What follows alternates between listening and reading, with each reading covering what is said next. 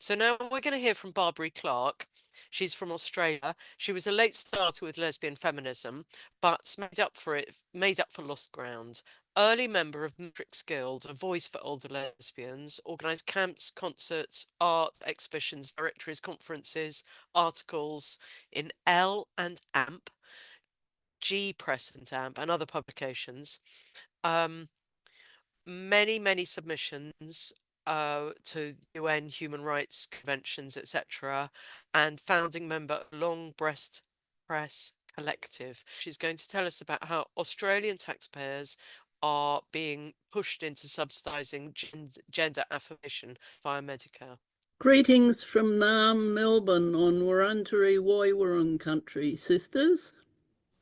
There are three main developments in Oz I'll talk about, but I'm going to bury my lead.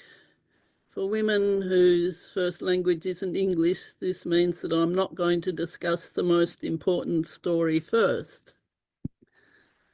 1.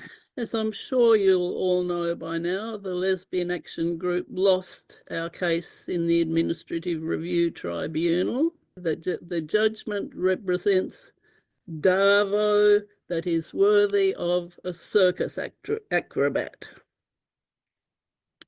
2. There was a family court case called Re-Ash running from 2023 to 24, in which one parent, the applicant, agreed that a 16-year-old daughter should be given testosterone, which the other parent, the respondent, opposed. Both parents had legal representation, the applicant being represented by Dr. O, a child and adolescent psychiatrist who is employed by a gender clinic. Dr. O strongly advocated in favour of medicalised gender-affirming care in his affidavit of 27th of February 2024, stating that, in my opinion, the World Professional Association for Transgender Health Standards of Care of transgender and gender diverse individuals, version 8, should be considered authoritative guidance, as it is by far the best available guidance available at this time. Of course, WPATH SOC 8 has now been discredited. The respondent parent was represented by a psychiatrist, Dr. D, a psychologist, Dr. F, and also a paediatrician who didn't actually appear or give evidence so much, who argued that testosterone should never be administered to a child and that prior to at least 18 years of age, psychotherapy should be the only response to a diagnosis of gender dysphoria. Here are some quotes from the case. Dr. O argued that Ash was old enough to give consent in taking testosterone, saying, most 16 to 18-year-olds have good functioning brains. Counsel for the respondent. You agree or disagree that the prefrontal cortex, which is concerned with executive function, matures later? Dr. O. Certain nerve types in that area on average mature later in some people, on average in various studies. Counsel for the respondent. And the learning of information about the impacts of testosterone may not count for much because of the state of the underlying brain structure and the functioning at the age of 16. Agree or disagree? Dr. O. I think that's a no, I completely disagree with that. And later, Dr. O. Competent people have the right to be afforded the dignity of risk. The dignity of risk? But how competent is Ash at the age of 16? Arguments went back and forth about whether Dr. F, the respondent's clinical psychologist, could examine Ash and whether the answers to 8 proposed questions proposed to elicit answers to the issue of informed consent could or could not be admitted in court. The applicant parent was strongly opposed to this.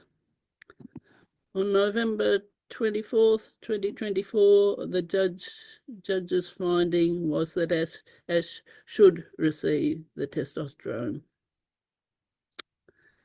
Issue 3, my main one. An inquiry sparked by a request by the Australian Society of Plastic Surgeons, Inc. to the Australian Government Department of Health and Aged Care for some of the costs of so-called gender affirmation to be borne by Australian taxpayers under the Medical Benefits Scheme, aka Medicare, has just hit the news. I wonder how many taxpayers would like to be funding kids getting bits of their anatomy chopped off or atrophied. I may have just missed it, but I'm not aware of the beginning of the inquiry, which I suspect, but do not know for sure, was intentionally kept under wraps, except for the special people who were in the know. Since we have learned by the results of 13 Freedom of Information documents released recently, refer to applications made by medical and advocacy-related organisations in the same kind of way that no women's groups, surprise, surprise, were consulted by the Australian Bureau of Statistics in their 2022 go-around, trying to elicit the number of LGBTIQA+++ people in the Australian population. They're having another go on that one, consulting various groups, and I haven't checked out, but I would be very surprised if any women's or lesbian groups were included in this particular consultation. And various advocacy groups like the Legal Service and AIDS Council of New South Wales are all crying that this is going to be the first time ever that LGBTIQA++++ people were surveyed in the census. They just kind of forget that they were surveyed in the 22 census, but that some of the results were chucked out because they could not define, well, they left a space blank for self-identifying as gender identity, and they got such rubbish that they thought they couldn't use it. So the first part of the current application, titled Patient Consultation and Surgical Procedures for Gender Affirmation in Adults with Gender Incongruence, began in 2023, with testimony on the need for taxpayer assistance with payment for, quote, a constellation of procedures intended to align a person's body with their gender identity, end of quote. According to the plastic surgeons, this would require, quote, amendments to the medical benefits scheme items relating to health assessments and development of multidisciplinary care plans to facilitate a multidisciplinary best model of care framework for patients pursuing medical interventions for gender affirmation that extends before and after surgery.